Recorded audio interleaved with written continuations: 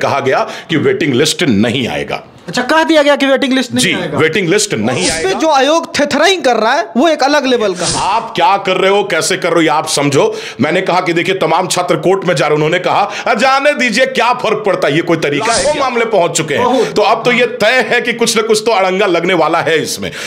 जी प्रणाम, स्वागत है आपका सच बिहार में और हमें सुमित कुमार। देखिए, एक जल्दी होता है और एक जल्दीबाजी, और बीपीएससी का रिजल्ट में जो आजकल किया जा रहा है वो जल्दीबाजी है। और उस जल्दीबाजी के कारण जो धांधली और जो गड़बड़ी हो रही है और उस पर जो आयोग थेथराइंग कर रहा है वो एक अलग लेवल का है। इस छुट्टी के अवसर पर जिस तरह से रोज हर सब्जेक्ट का, हर वर्ग का रिजल्ट दिया जा रहा है और उसके बाद से काउंसलिंग में हड़बड़ी दिखाई जा रही है, उसके बाद से आपको मालूम है कि छात्र किस तरह से परेशान है, और परेशान होकर कभी हाईकोर्ट जा रहे हैं तो कभी शिक्षकों से उम्मीद लगा रहे हैं कि कोई बोले, तो कभी पत्रकारों के आगे फोन कर करके गिड़गिड़ा रहे हैं कि भाई हमारी बात कर लो, क्योंकि उन्हें उम्मीद है कि उनकी नौकरी लगेगी। लेकिन उनका रिजल्ट नंबर होते बाद भी उनसे कम नंबर वाला का सिलेक्शन है और उनसे ज्यादा नंबर वाला का सिलेक्शन नहीं है। किस बात पे रिजल्ट आया है, किस तरह से, क्या उसका पैमाना रहा है, कि नॉर्मलाइजेशन कैसे किया गया है कि नहीं किया गया है, वेटिंग लिस्ट आएगा कि नहीं आएगा, उसके बाद भी कि मतलब कितना उसका जो कट ऑफ है क्या है, कुछ पता ही नहीं है।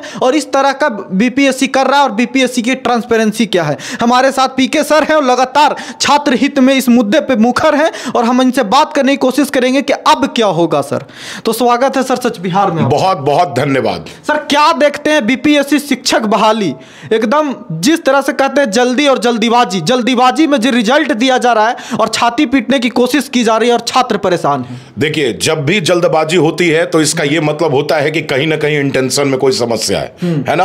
आखिर आपको शीघ्रता किस चीज की है?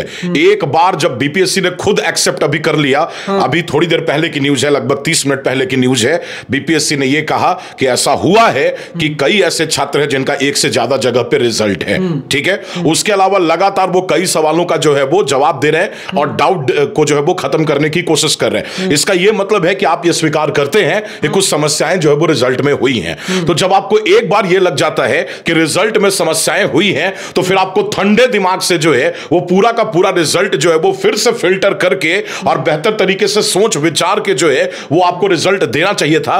बजाय इसके आप क्या कर रहे हैं? आप कर रहे हैं, एक तरफ आप धड़ाधड़ रिजल्ट देते जा रहे हैं और दूसरी तरफ आप काउंसलिंग कराते जा रहे हैं। रात में आप 12 बजे रिजल्ट दे रहे हैं और सुबह में 10 बजे काउंसलिंग के लिए बुला रहे हैं। रात में प्रिंटर लेके कौन सा इंसान बैठता है, ये जरा बता दीजिएगा मुझे। सारे डॉक्यूमेंट प्रिंट करने, वाटरमार्क के साथ प्रिंट करना है। आपने ये हाल कर दिया तमाम शिक्षक अभ्यर्थियों का कि ऐसा लग रहा है कि उनके पास आगे कुआं पीछे खाई के समान वो पहुंच गए हैं, है ना। अब थोड़ी देर के लिए सोचिए, अभी जो 30 मिनट पहले की न्यूज है उसमें कहा गया कि वेटिंग लिस्ट नहीं आएगा। अच्छा, कह दिया गया कि वेटिंग लिस्ट नहीं आएगा। वेटिंग लिस्ट नहीं आएगा, उसके जगह पे मेधा सूची यानी कि मेरिट लिस्ट दिया जाएगा। तो अब ये एक नया कंफ्यूजन है, क्योंकि आप तमाम जितने भी अभ्यर्थी जिनको आपने अभी स्वीकार किया, इसके बाद जो आप एक मेधा सूची या आप मेरिट लिस्ट जारी करने वाले हैं, तो वो मेरिट लिस्ट जो है वो आप किस आधार पर जारी करने वाले हैं और उसमें जितने भी अभ्यर्थियों का सिलेक्शन आप लेंगे वो किस आधार पर लेंगे, यहां से आधार ही गायब है और पूरा का पूरा मकान खड़ा करने की तैयारी इन्होंने कर ली है। मतलब इस तरह से करिएगा, मतलब एक नया बवाल फिर से तय है। क्यों नहीं। देखिए, सबसे पहले मैं बात बता दूं कि ये जो मुद्दा है, ठीक है, ये जो आप मुद्दा है, ये एक ऐसा मुद्दा है जो ना केवल एक रिस्पेक्टफुल सरकारी नौकरी से जुड़ा है, बल्कि ये एक ऐसी सरकारी नौकरी है जिसके बाद तमाम अभ्यर्थी शिक्षक बनने जा रहे हैं। बिहार में शिक्षा की ही स्थिति खराब है और आप शिक्षक चुन के भेज रहे हैं। इसमें ना केवल अति पारदर्शिता की जरूरत थी, बल्कि जो है वो बहुत सहेज के रिजल्ट देने की जरूरत थी। अगर गलत सिलेक्शन, एक भी टीचर का अगर गलत सिलेक्शन हो गया या एक भी अच्छे टीचर का सिलेक्शन नहीं हुआ, तो आप इसका मतलब खुल के कह रहे हैं कि बिहार की जो हालात 60-70 सालों से बनी हुई है, सैकड़ों सालों से बनी हुई है, वही हालात जो है वो आप आगे भी चाहते हैं, तभी आप ऐसा डिसीजन ले सकते हैं। सर, छात्र लगातार आरोप लगा रहे हैं कि फेक वैकेंसी है, मतलब एक ही लड़के का 2-3 बार रिजल्ट देना, नियोजित शिक्षक को इतना भारी मात्रा में डाल देना, ऊपर से इतने सारी गड़बड़ियां, खुद आयोग इतना बार नियमावली शब्दावली चेंज कर चुका है कि उसे खुद कंफ्यूजन है कि ये सही है, कि ये सही है, कि ये सही है। तो कैसे छात्र उम्मीद करें इसमें?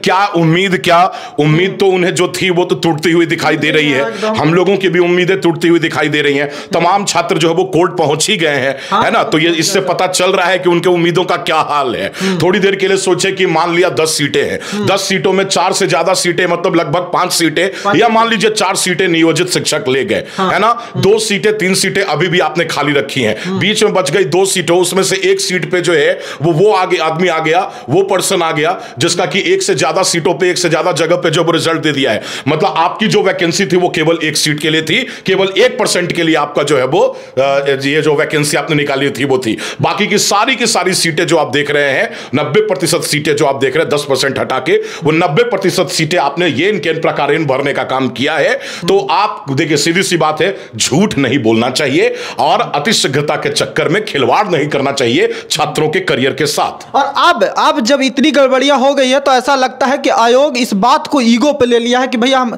कर दिए तो अब हटाएंगे, मानेंगे नहीं कि गलती है। मान लेंगे तो अच्छा है कि लाइफ बन जाएगा लड़कों का और सुधर जाएगा कुछ स्थिति।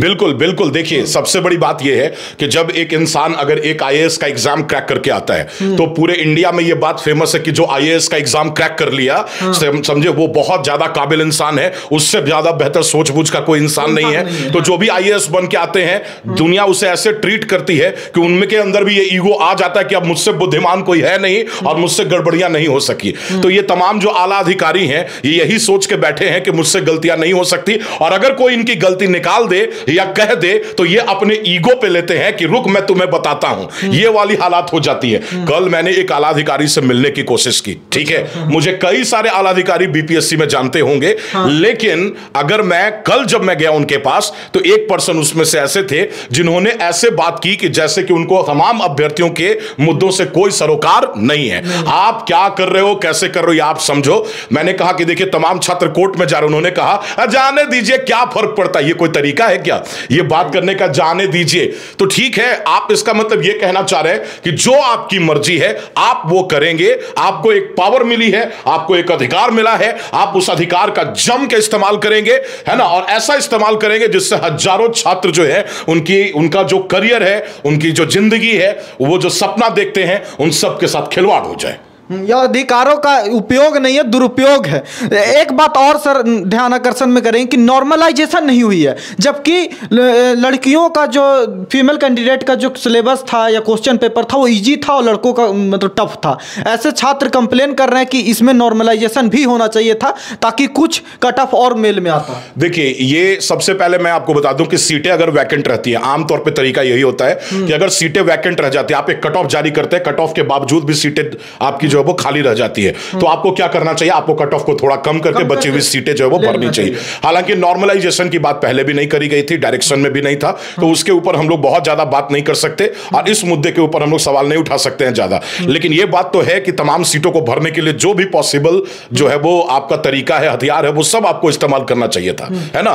तो कट ऑफ को थोड़ा कम करके सीटें भरनी चाहिए आपको। नहीं तो सर कहीं ऐसा तो नहीं है कि सिर्फ ये 2 नवंबर से जो नियुक्ति पत्र बांटना है तो इवेंट के चक्कर में जल्दीबाजी चल रही है और इसमें ही सारा गड़बड़ है? बिल्कुल सही बात आप कह रहे हैं। ये सारी की सारी तैयारी इसलिए है, देखिए सर पे है चुनाव, हाँ। ठीक है, देखिए माफ करिएगा, मैं 2-3 चीजों को करेक्ट कर देता हूं, रेक्टिफाई कर देता हूं। यहां जो भी आवाज उठाई जा रही है वो केवल अभ्यर्थियों के साथ जो समस्या है उसके लिए आवाज उठाई जा रही है। यहां किसी भी तरीके के हिंसा से हमारा ना कोई सरोकार है और ना किसी को सलाह देंगे कि वो गुस्से में आके या किसी तरह के बबल में आके वो किसी तरह का ऐसा कोई काम करे। सख्त इसके खिलाफ हूं मैं, ठीक है।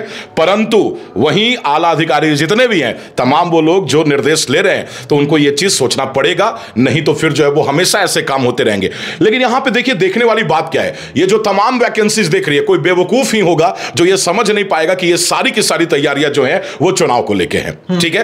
परंतु मैं इसे गलत नहीं मानता, इसलिए कि ठीक है चुनाव को लेके ही है, वैकेंसी तो आ रही है ना, है ना, छात्रों का तो फायदा है ना, तो इसलिए इस बात को गलत नहीं ठहराया जा सकता। लेकिन कहीं ऐसा ना हो कि उसके चक्कर में कुछ ज्यादा ही खेल हो जाए और आप इधर वैकेंसी दे और फिर वैकेंसी में गड़बड़ियां पैदा हो जाए, तो फिर तो मामला जस का तस हो गया ना सर। मालिक, ये आपके लिए भी ठीक नहीं है, ये आपके लिए भी ठीक नहीं है। क्यों? एक तरफ आप वैकेंसी देंगे तो आपके छात्र अभ्यर्थी, पूरा राज्य जो है वो आपकी बड़ाई करेगा, और दूसरी तरफ जो है वो आप उसमें गड़बड़ी कर देंगे तो फिर वही जो आपकी बड़ाई कर रहे थे फिर आपके खिलाफ हो जाएंगे। क्या आपको लगता है सर फाइनल बात की, मतलब क्या रद्द होना चाहिए टोटली, और उसके बाद मैं ये मांगता हूं कि दो में से कोई एक काम किया जाए, या तो रिजल्ट को रद्द किया जाए, ठीक है, नहीं तो रिजल्ट को वेटिंग में डाल के, यानी कुछ दिनों का इंतजार करके उसे फिल्टर और रेक्टिफाई करके उसे सही करके दोबारा दिया जाए, जिसमें तमाम सीटें भरी जाए, नियोजित शिक्षकों की अलग से व्यवस्था करी जाए,